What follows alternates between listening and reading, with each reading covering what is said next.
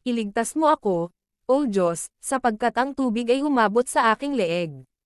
Lumubog ako sa kalaliman ng putik, kung saan walang tapakan. Ako ay dumating sa malalim na tubig, nilamon ako ng baha. Pagod na ako sa paghingi ng tulong, nanunuyo ang lalamunan ko. Nanlalabo ang aking mga mata, hinahanap ang aking Diyos. Yung mga galit sa akin ng walang dahilan higit sa dami ng buhok ng aking ulo, marami ang aking mga kaaway ng walang dahilan, ang mga nagsisikap na sirain ako. Napipilitan akong ibalik ang hindi ko ninakaw. Ikaw, Diyos, ang nakakaalam ng aking kamangmangan, ang aking pagkakasala ay hindi lingid sa iyo. Panginoon, ang Panginoong makapangyarihan sa lahat, nawa ang mga umaasa sa iyo huwag kang mapahiya dahil sa akin, Diyos ng Israel, nawa ang mga naghahanap sa iyo huwag kang mapahiya dahil sa akin.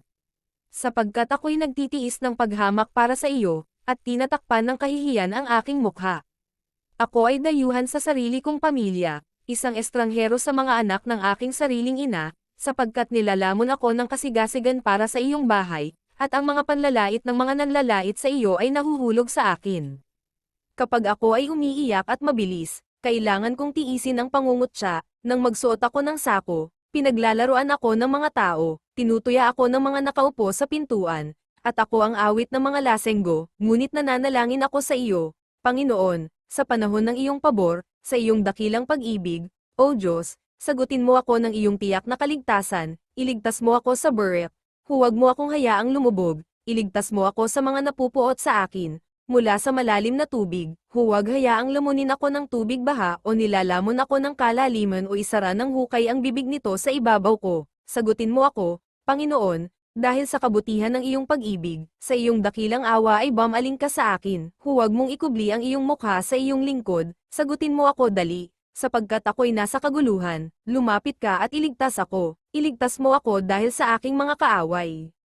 Alam mo kung paano ako nilibak, ikinahihiya at ikinahihiya, lahat ng aking mga kaaway ay nasa harap mo, sinira ng pangungutya ang puso ko at iniwan akong walang magawa, naghanap ako ng simpatiya, ngunit wala. Para sa mga aliw, ngunit wala akong nakita, nilagyan nila ng apdo ang pagkain ko at binigyan ako ng suka para sa aking pagkauhaw, naway maging isang silo ang hapag na inilagay sa harap nila, naway maging kabayaran at bitag, naway magdilim ang kanilang mga mata upang hindi sila makakita, at ang kanilang mga likod ay baluktot magpakailanman, ibuhos mo ang iyong puot sa kanila, hayaan mong maabyutan sila ng iyong matinding galit, naway mawalay ang kanilang lugar, walang sino man ang tumira sa kanilang mga tolda, sapagkat pinag-uusig nila ang iyong mga sinasaktan at pag-usapan ang sakit ng mga nasaktan mo, kasuhan sila ng krimen sa krimen, huwag mong hayaang makibahagi sila sa iyong kaligtasan.